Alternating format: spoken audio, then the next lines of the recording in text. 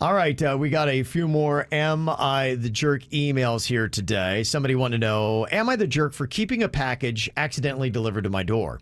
It said I had a package show up at my house, which was weird because I never order anything. I ripped into the package and discovered some AirPods. I thought, awesome. Then I noticed that there was another name on the address. So I don't get it. Apparently it was a different name, but his address. The package was addressed to my house, but to another name. So am I the jerk if I just keep the AirPods? I mean, yeah, kind of. I get it that you're all excited because you got free AirPods, but there's somebody on your street or maybe one of your neighbors that's been like so excited and waiting for those AirPods to arrive any day, and maybe they paid hard-earned money that they don't really have extra of. From what I understand from this email, though, it sounds like the address was there. It's a name he doesn't recognize, and it was just addressed to the wrong person. Maybe something had happened in a mix-up with the address. So it has his address on Has there. his address, And some but it's a other different dude's name. Somebody else's name. I mean, at that point, how are you going to figure that out? I would do a little neighborhood research and just make sure that none of my neighbors were expecting AirPods. Do a little due diligence. But what happens if your neighbor is shady? Hey, neighbor, did you order iPod? Oh, yeah, that's 'Cause me. They showed up. Oh, yep, those I'm Frank are mine. Colafronison. Those are mine. Yeah. Dumbass. I didn't order them. So you think if he keeps it, he is the jerk, Virginia? I mean, the right thing to do is call the company. I don't know if I'm going to do all that. Oh, yeah, get out of here. Who are you? Get out of here. Those would be on Rocco's head in 2 minutes. I just feel bad for Frank that actually, I feel bad for him, too. is waiting for the AirPods that are never going to show. Unfortunately, them's the if it was the wrong address and you could walk it over somewhere, but Yeah. this sounds like there's an investigation to do and you gotta walk and knock on doors. I'd keep the pods. Keeping the pods. Sometimes life works out in your favor. Call Sometimes it it doesn't. call it a gift. Call it a gift. Yeah. Does that come back on him later? Unless you hear of someone losing iPods, Yeah. then give them Right, back. at But this if you never point- hear, yeah. Okay. All right. Am I the jerk for removing a kid's cap during the anthem? Somebody sent an email saying I was at a Marlins game over the weekend. I assume that was the Red Series. When it came time for the national anthem, everybody stood and removed their hats after being told by the announcer to do so and place your hand over your heart. Well, there was a small kid around 7 or 8 in front of me that still had his baseball cap on. So I did him a favor and I removed it and I handed it to him. Well, his mom turned around and said, "That's not your place. Keep your hands off my kid." I responded, "Well, then teach your kids some respect for the national anthem. I'm sick of people not showing any appreciation for the freedoms they have and the lives they live in America. Does this make me a jerk?" You can't touch another person's kid. I would never touch another person's kid. I understand where you're coming from, sir. I share in your love of our great nation, but you can't touch another person's kid. You can say something to the mom like, "Hey, have him remove his hat," but sometimes it's all in your approach too. I always remove my hat. With that said, you cannot touch other people's. You just cannot touch other people's kids. Yeah. What are you doing? Don't know it's your place. No, It's not your place. Yeah, you're not doing anything to help him really or to save him. I could see if maybe the kid were about to step out into traffic, you might grab a kid then and you might stop him. That's the only time really that you touch a kid. True. For a baseball cap, no, not worthy. You are a jerk on that. Am I the jerk for giving my kids meat?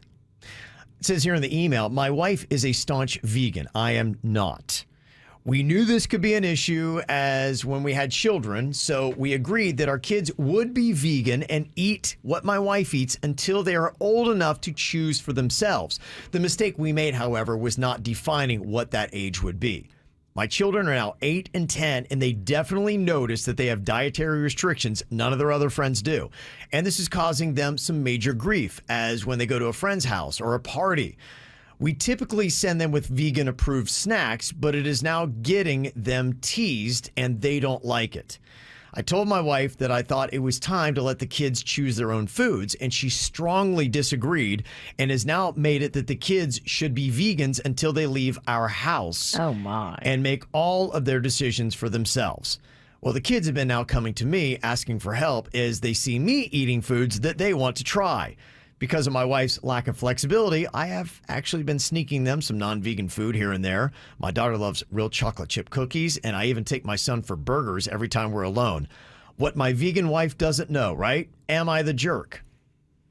I don't think you're a jerk. I think your wife is being the jerk. I think Yeah. she's being too strict.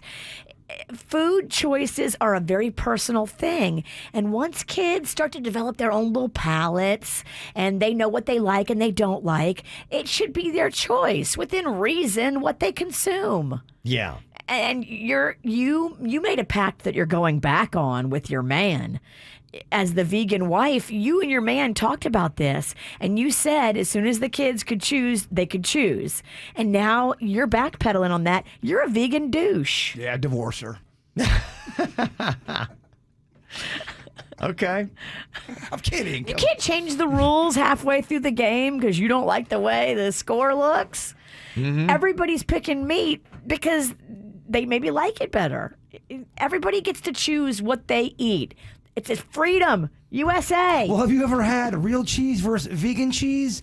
Is there a difference? Oh my gosh, you got and any vegan that tries to email and say, Jaybird, you gotta try this oak cheese. It's great. Okay. No, Well, it's not. The thing that's tough, and I can see this, he mentioned specifically when they go out with friends or to parties or whatever, and I know, tried the vegan thing. And if you're at somebody else's house, it could be probably very challenging to find anything at all to ever eat. If you're a vegan, you got to take care of your own. That's your own path because not most people are not vegan. You got to do your own work on all that. So if you go to a party, expect they're going to have the things you like there. And you Okay. can't force No. your veganism on anybody. I know they're your children, but now they're getting old enough to make their own decisions.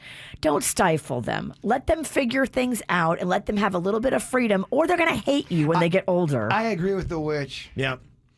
Somebody had said on the package thing where the person had AirPods delivered to their address but a different name, somebody said, I had a case of wine once delivered to my house with my address but a different name. So I looked up the name and I found out the person had actually been in jail once for murder. That case was on a dolly and at their front door in seconds.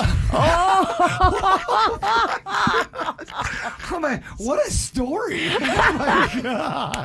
Here's your wine. I didn't touch it. I Of course it's swear. red wine. That's amazing. Oh, that's a good idea. Google the name that was on the package for the AirPods. Yes, and if they've ever done time for murder, go find them and give them their wine. Give them back. Yes.